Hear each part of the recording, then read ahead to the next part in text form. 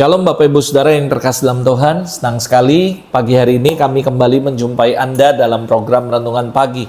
Yuk kita siapkan hati kita sama-sama. Pagi hari ini kita mau belajar kembali firman Allah. Sebelum kita melakukan aktivitas kita sehari-hari, saya berdoa pagi hari ini supaya kita boleh mengalami refreshing daripada Allah melalui kebenaran firman Allah. Yuk kita berdoa. Bapak, hari ini kami buka hati kami untuk kami kembali belajar dalam renungan pagi, supaya kami boleh dikuatkan, disegarkan pagi hari ini melalui kebenaran firman-Mu. Berbicaralah di tengah-tengah kami, sampaikan Tuhan pesan Tuhan melalui hamba-Mu dalam segala keterbatasan hamba, biar hamba bisa menyampaikan semua tepat seperti apa yang Kau mau. Roh Kudus, kuasai hamba dan urapi kami semua yang mendengar maupun hamba yang menyampaikan. Bekerjalah di tengah-tengah kami, Roh Kudus, dan kami mempersilahkan Kau bekerja sebebas-bebasnya. Para malaikat orang kudus juga lakukan bagian kalian, layani umat Tuhan dimanapun mereka berada, supaya mereka boleh mengalami Kristus secara nyata. We give back to you all the glory, all the praise, in Jesus name. Amen, amen. Pagi hari ini Bapak Ibu Saudara, dalam renungan pagi kita akan belajar sama-sama dari kitab Yohanes pasal yang 10, ayat yang pertama sampai ayat yang ke-12. Kalau Anda baca judul perikopnya adalah Gembala yang Baik. Nah saudara, saya yakin dan percaya bahwa ayat ini sudah menjadi ayat yang seringkali didengar, bahkan dikhotbahkan oleh begitu banyak orang. Bahkan mungkin ribuan orang yang ada di dunia ini, hamba-hamba Tuhan mengkhotbahkan ayat ini. Tetapi pagi hari ini saya mau membagikan dengan sebuah kebenaran yang simple sekali, yang sederhana, bahwa Allah itu adalah gembala yang baik. Yes, everybody know, semua orang tahu tentang ini. Tapi saya yakin dan percaya kalau kita menemukan sebuah revelation bahwa benar Tuhan adalah gembala yang baik bagi kita, dan kita mengalami secara pribadi bahwa Dia adalah gembala yang baik, maka saya percaya ini akan mengubah kehidupan Anda secara luar biasa. Nah, ada sebuah kebenaran yang saya yakin, the truth will set you free. Ada sebuah kebenaran yang akan memerdekakan kehidupan saudara. Kita semua tahu Mazmur 23 yang menggambarkan bagaimana Yesus adalah gembala yang baik, saudara. Dan dikatakan luar biasa sekali, Ia membaringkan kita ke padang rumput yang hijau, membawa kita ke air yang tenang. Sekalipun kita berada dalam lembah kelam, kita nggak takut karena Tuhan menyertai kita dan sebagainya. Tapi saudara, saya percaya bahwa kita harus benar-benar mengalami secara pribadi bahwa Yesus adalah gembala yang baik buat kita. Maka saya percaya itu akan mentransform kehidupan kita secara ajaib. Yuk kita belajar sama-sama definition. What is definition? Apa sih definisi dari gembala yang baik? Supaya kita bisa benar-benar mengalami dan mengerti, mendapatkan sebuah pengertian yang benar tentang gembala yang baik. Sehingga kita bisa mengalami experience, mengalami kepengalaman, mengalami secara personal, saudara, bukan apa kata orang, tapi secara pribadi bagaimana Yesus benar-benar gembala yang baik bagi kita. Nah, kalau kita pelajari definition daripada gembala yang baik adalah dapat memberi contoh, teladan, menuntun, membimbing, mengarahkan, dan membawa domba-dombanya pada jalan yang baik dan benar, dengan suasana yang menyenangkan, dan juga sukacita dan damai sejahtera. Saya percaya gembala yang baik terutama adalah menjadi teladan dalam kehidupan pelayanan, terutama karakter, saudara. Dan saya percaya bahwa ini yang harus Anda pahami tentang gembala yang baik. Gembala yang baik adalah memberikan teladan. Saya percaya ini adalah kehidupan Kristus, bahwa Dia menuntun kita, Dia membimbing kita, Dia mengarahkan kita, dan Dia juga memberikan teladan, contoh dalam kehidupan kita. Sebenarnya ayat ini berbicara tentang dua sisi. Yang pertama, bagaimana Yesus adalah gembala yang baik dan kita adalah domba, sehingga kita boleh mengalami bagaimana Tuhan menuntun kita, membimbing kita, mengarahkan kita kepada hal yang benar, dan mengarahkan kita kepada kebenaran, serta Dia benar-benar menuntun kita, bahkan Dia menjadi teladan bagi kita. Tapi sebenarnya kalau kita menjadi hamba-hamba Tuhan, kita menjadi pemimpin, baik itu dalam kelompok kecil maupun kelompok yang lebih besar, Anda juga harus menyadari bahwa ini harus menjadi prototipe kita, bagaimana Yesus memberikan contoh menjadi gembala yang baik, kita juga harus menjadi teladan bagi orang-orang yang percaya.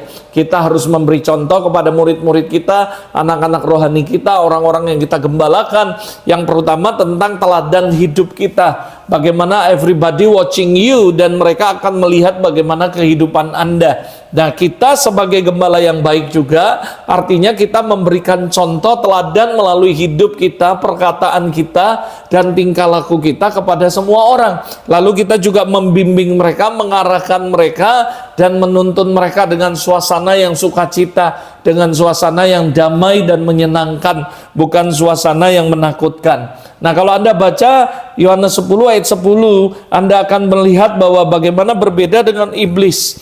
Sementara iblis itu pencuri, dia cuma datang hanya untuk mencuri, membunuh, dan membinasakan. Tapi Yesus datang supaya mereka memiliki kehidupan dan mempunyainya dalam segala kelimpahan.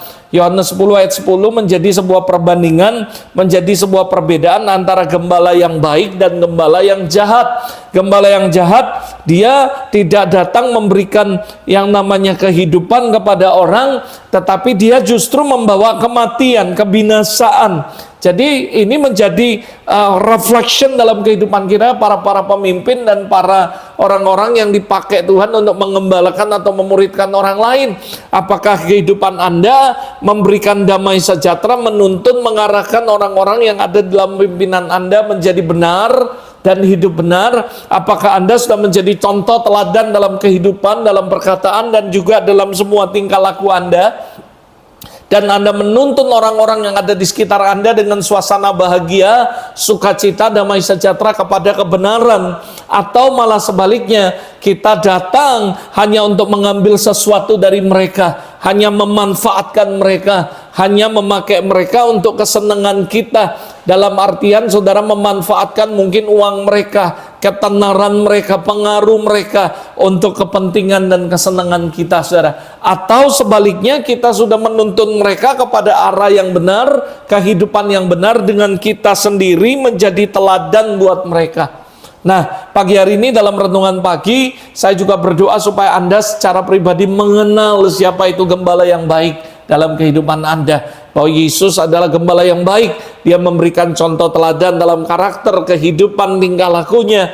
Bahkan saudara, dia menuntun kita, mengarahkan kita, selalu mengajak kita kepada jalan yang benar, saudara. Dan itulah the purpose, panggilan sebuah pemimpin, seorang pemimpin, untuk mengembalakan orang-orang dan membawa mereka untuk hidup dalam kebenaran, dengan menjadi contoh secara pribadi, mencontohi kehidupan Kristus, dan lalu melakukannya, dan sekaligus memberikan contoh kepada orang-orang yang kita pimpin atau kita gembalakan, saudara. Nah, pagi hari ini selain kita belajar gembala yang baik, saya juga mau membagikan bagaimana kualitas daripada gembala sejati. Karena ternyata ada gembala-gembala yang palsu. Dia tidak mengarahkan kepada kebenaran, tapi hanya memanfaatkan kehidupan orang. Tidak memberikan contoh teladan, tapi justru memberikan contoh yang kurang baik, saudara. Nah, tetapi kita nggak menghakimi siapapun, tapi mari kita introspeksi kehidupan kita. Apakah kita sudah mengalami bahwa Yesus adalah gembala yang baik dalam hidup kita? Lalu yang kedua, apakah kita juga menjadi gembala yang baik untuk orang lain, saudara? Nah, ini adalah kualitas sejati tentang seorang gembala. Ayat 11 kalau kita baca, dikatakan, aku gembala yang baik. Gembala yang baik memberikan nyawanya bagi domba-dombanya. This is the quality daripada gembala sejati. Dan ini high quality, ini kualitasnya tinggi sekali dan berat sekali. Karena gembala yang baik, gembala yang sejati, itu memberikan nyawanya bagi domba-dombanya. Kenapa? Karena kasih. Karena apa? Dasarnya cuma satu, mengasihi domba-dombanya. Artinya seorang gembala yang sejati, dia rela berkorban, bahkan mengorbankan nyawanya untuk kepentingan orang lain. Jadi yang saya yakini, percaya, fokus gembala yang baik adalah domba-dombanya, bukan dirinya sendiri. Jadi apapun yang dia kerjakan, fokusnya kepada orang-orang yang dia gembalakan, bukan kepada kepentingannya dan kesenangannya, tapi bagaimana menolong orang-orang yang dia gembalakan untuk menuntun mereka ke jalan yang benar. Nah, inilah yang dilakukan oleh Yesus Kristus di kayu salib. Dia mengorbankan dirinya untuk semua domba-dombanya, termasuk Anda dan saya. This is the quality daripada gembala yang sejati, saudara. Memang ini berat, makanya ketika saya mempelajari ini, saya juga mengembalakan gereja. Tuhan percayakan untuk saya mengembalakan gereja di kota Palembang. Artinya ketika saya membaca renungan ini, saya membagikan renungan ini juga menjadi introspeksi dari kehidupan saya. Apakah saya sudah menjadi gembala yang baik? Dan saya akan terus memperbaiki hidup saya, supaya ketika saya mengalami bahwa Yesus adalah gembala yang baik, itu bukan cuma menjadi sebuah pengalaman hidup, tapi mencontoh kehidupan Yesus bagaimana Yesus menjadi gembala yang baik bagi kita semua. Nah, yang kedua dikatakan ia mengenal domba-dombanya. Dikatakan Yesus menegaskan kualitas gembala yang baik, yaitu memiliki kualitas yang unik, yaitu mengenal domba-dombanya. Dan saya yakin sekali, saudara, bahwa ayat ini berkata bahwa dia bukan cuman dia mengasihi domba-dombanya, dia bukan cuman mau berkorban buat gembalanya, tapi dia mengenal domba-dombanya. Dia bukan cuman mau mengenal domba-dombanya, bukan cuman sekedar mau berkorban buat dombanya, tapi dia mau mengenal dan dia kenal betul, saudara. Nah, kalau saudara percaya bahwa biarpun domba itu kelihatannya sama semua, namun gembala yang baik dapat melihat dengan jelas perbedaan antara domba yang satu dan domba yang lain, saudara. Dikatakan ia mengenal pribadi kita secara detail. Maksudnya apa? Mengenal semua domba-dombanya. Artinya dengar baik-baik, dia mengenal pergumulan kita, dia mengenal kekecewaan kita, dan dia mengenal semua yang kita perlukan, bahkan semua apapun, baik itu hal yang baik maupun yang buruk. Dia kenal semua sifat kita, dia kenal semua karakter kita, dia kenal kehidupan kita, bahkan dia kenal semua apa yang ada di hati kita. Dan that is the quality daripada gembala yang baik. Dia berkorban dan fokus kepada dombanya, dan dia mengenal domba-dombanya. Sebenarnya ketika Anda dapat pewahyuan ini, harusnya ini membuat Anda semakin sungguh-sungguh mengasihi Tuhan. Kenapa? Karena Anda beruntung, saya beruntung, karena kita punya gembala yang baik, gembala yang sejati. Dia mau berkorban buat kita. Tidak ada gembala sejati kecuali berani berkorban. Bahkan Yesus mengorbankan nyawanya bagi hidup kita. Bukankah dia adalah the truth, dia adalah kebenaran, dan dia adalah gembala sejati, saudara. Dan kita patut bersyukur sekali kalau kita punya gembala yang sangat baik, saudara.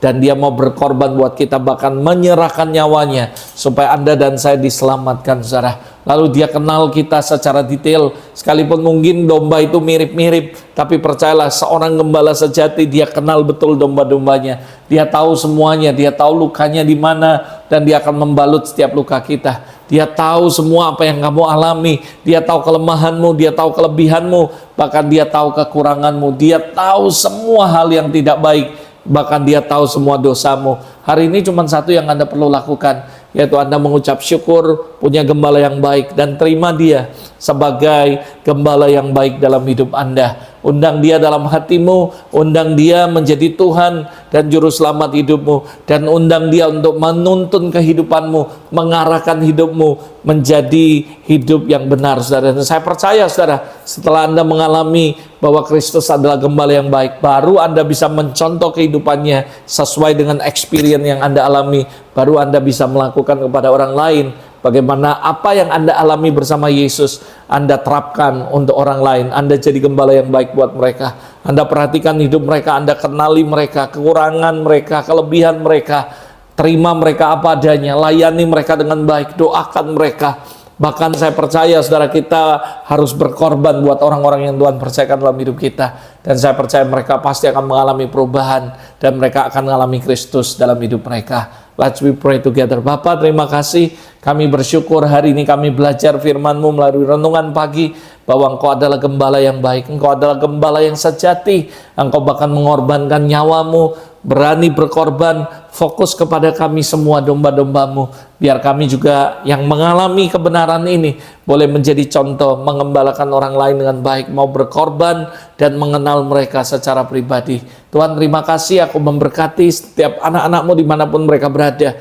Tuhan, kalau mereka memerlukan gembala yang baik, aku percaya Tuhan akan jadi gembala yang baik. Kami buka hati mengundang Kau Tuhan untuk menjadi gembala yang baik dalam hidup kami, menuntun setiap kami, biar kami diarahkan kepada kebenaran, kami dituntun kepada kebenaran Tuhan, sehingga kami boleh menjadi domba yang baik, dan kami pun setelah itu menjadi gembala yang baik, mengembalakan orang-orang yang Tuhan percayakan dalam hidup kami.